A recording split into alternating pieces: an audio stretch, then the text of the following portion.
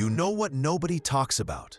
The real reason you started working out wasn't because you loved yourself. It was because you hated who you used to be. The real reason you stopped drinking wasn't because sobriety looked appealing. It was because drunk you scared the hell out of you.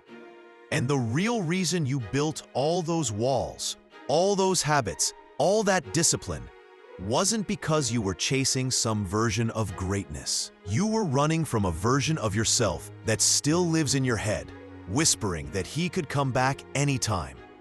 Today, I want to talk about the man you're still trying not to be.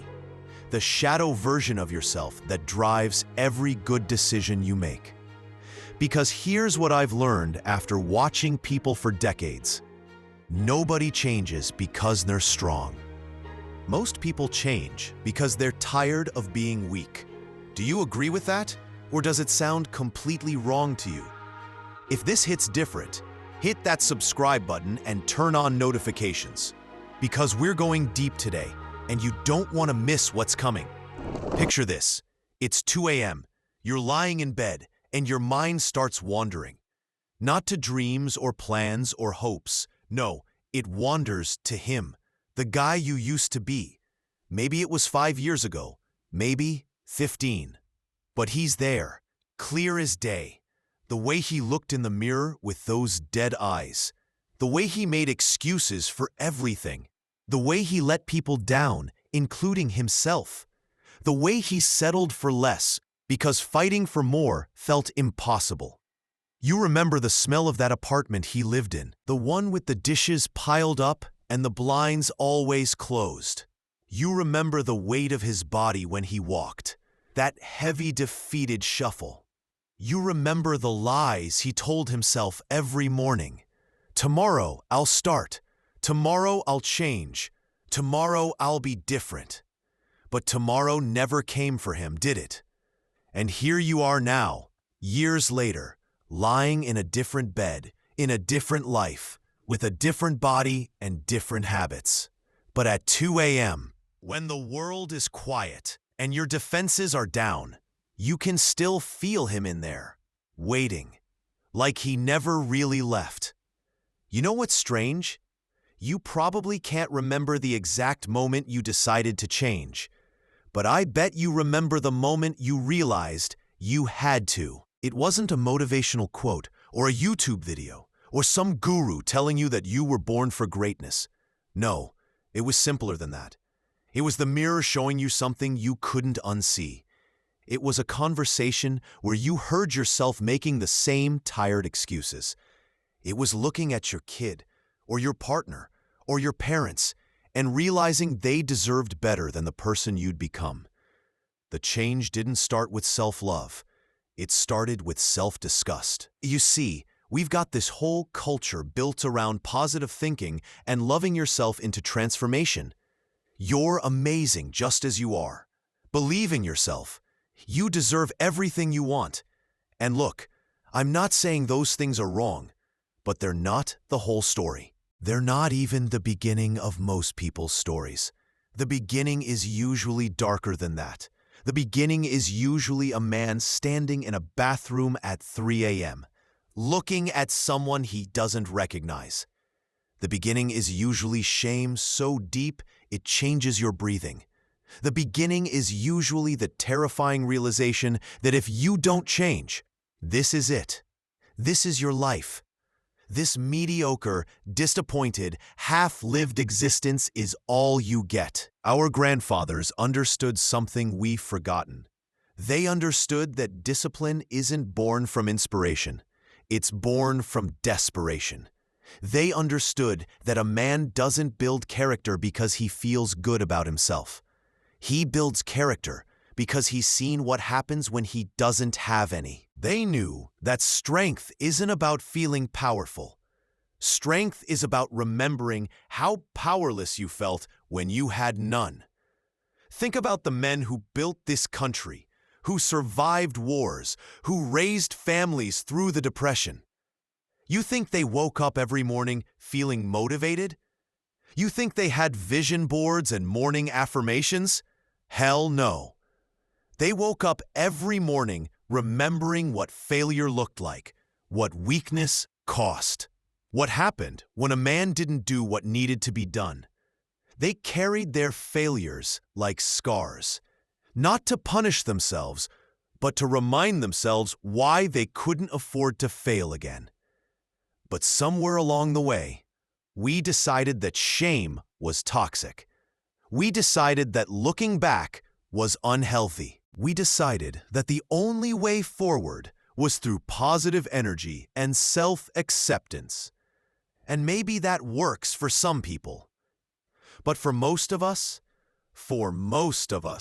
the fuel that keeps us going isn't love for who we might become. It's fear of who we used to be. Let me tell you what I see every day.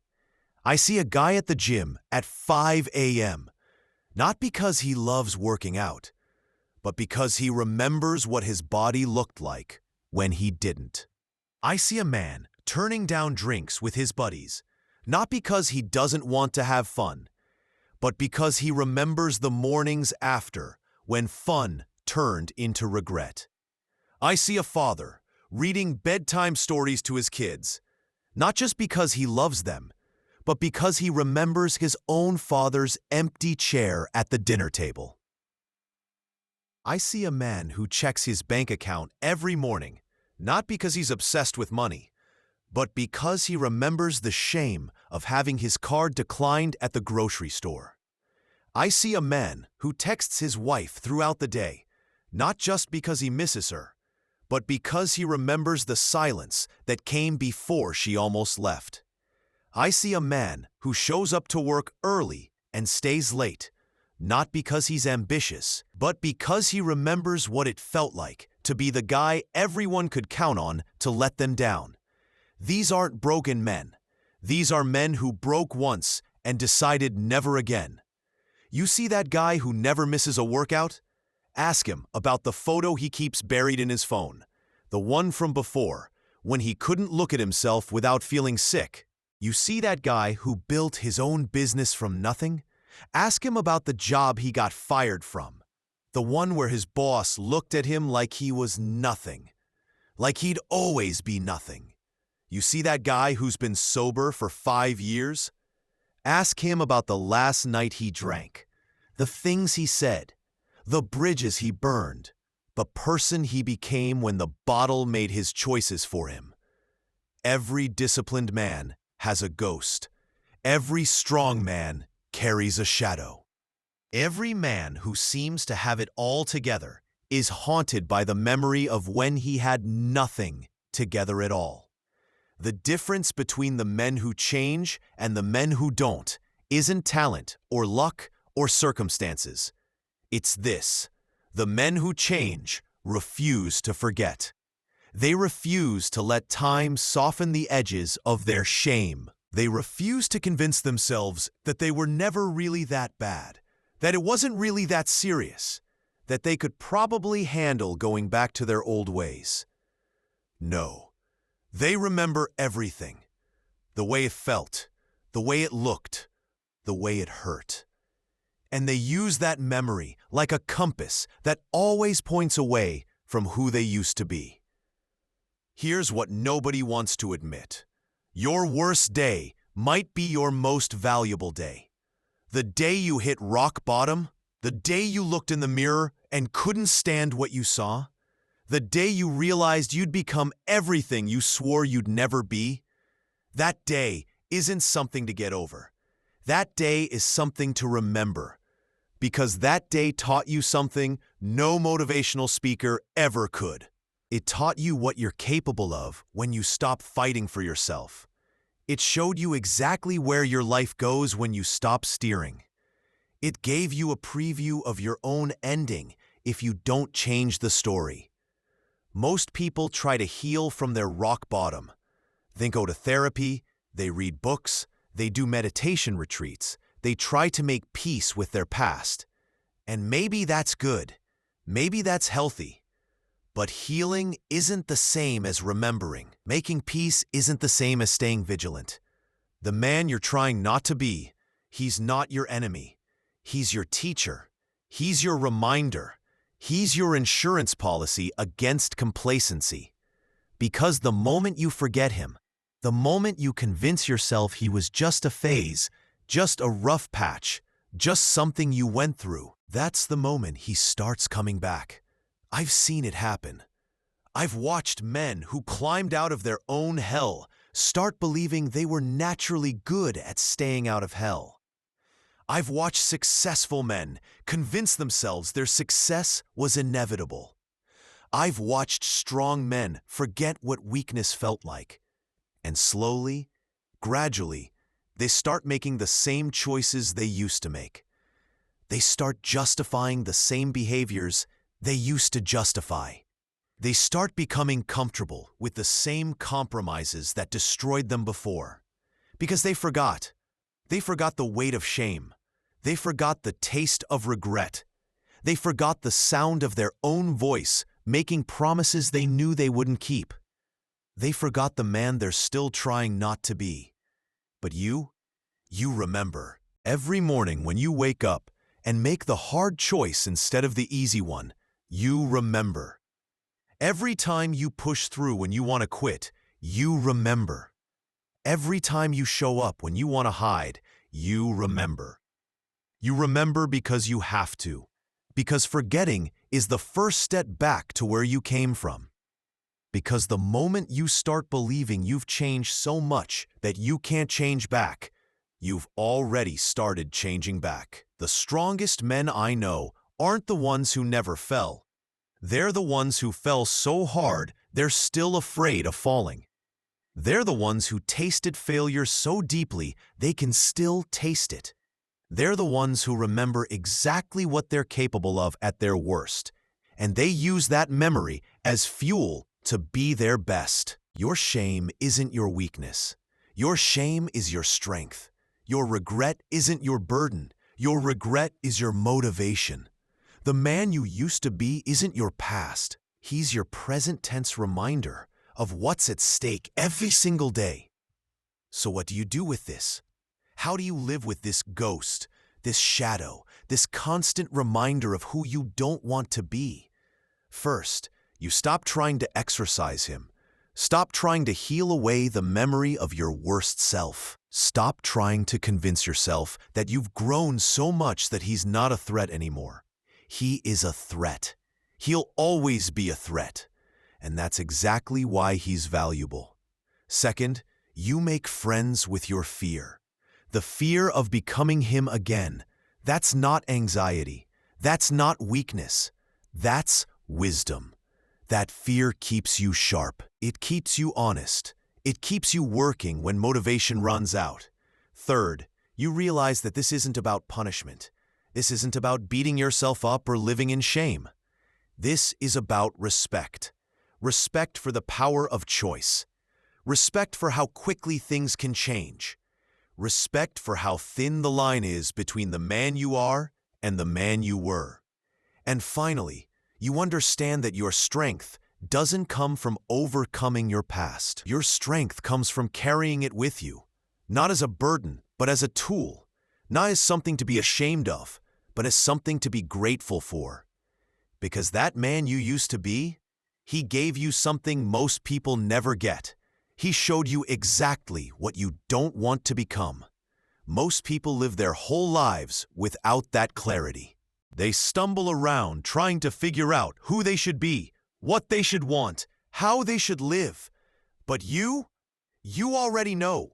You know because you've seen the alternative. You know because you've lived the alternative. You know because you've been the alternative. And now, every choice you make, every habit you build, every discipline you maintain is a vote against him. Every morning you wake up early is a vote against the man who stayed in bed. Every workout is a vote against the man who gave up on his body. Every time you show up is a vote against the man who disappeared when things got hard. You're not just building a better life. You're building a wall between you and him. And every brick in that wall is made of the same material. The memory of who you refuse to be again. The man you're still trying not to be isn't your enemy. He's your most valuable ally, because he's the only one who can show you exactly what's at stake. He's the only one who can remind you why the hard choice is worth making. He's the only one who can keep you moving forward when everything else tells you to stop. Don't heal him away. Don't forget him. Don't make peace with him. Use him. I want to leave you with this. Your transformation isn't complete. It's never complete. The man you used to be isn't dead, he's dormant. And the only thing keeping him dormant is your daily decision to be someone else. That's not a burden to carry. That's a gift to receive. Because most people spend their lives wondering if they're living up to their potential. But you know exactly what happens when you don't. You've seen it. You've lived it. You've been it. And now you get to spend every day making sure it never happens again. The man you're still trying not to be, he's not your past. He's your compass. He's not your weakness. He's your fuel. He's not your shame. He's your strength. Remember him, honor him, use him, and never ever let him come back. If this resonated with you, if you felt something shift inside while listening, hit that subscribe button and turn those notifications on.